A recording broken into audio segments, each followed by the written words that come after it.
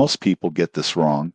They assume Blink Funds is just another payday or buy now pay later app. But the surprising truth in 2026 is that it combines early wage access split payment options and helpful budgeting tools all on one platform. When used correctly, it can help cover short-term expenses without creating long-term debt. Here's how Blink Funds works. You can access a portion of your earned wages before payday, usually within hours. Eligible purchases can be split into smaller payments over a few weeks. Blink Funds charges a flat, predictable fee per transaction or advance instead of traditional interest, so you know exactly what you'll pay. Optional features like dashboards, repayment alerts, and notifications help you track spending and stay on top of your budget. The downside, overusing Blink Funds can become costly. Frequent advances or missed payments add up, and relying too heavily on the app may mask budgeting issues. Tips for responsible use: 1. Only borrow what you can repay on time. 2. Set reminders for repayments. 3. Keep a small emergency fund to reduce dependence on advances. Who should use Blink Funds? People with steady income who occasionally need short-term cash or want help managing larger purchases. If your income is unpredictable or repayment discipline is weak,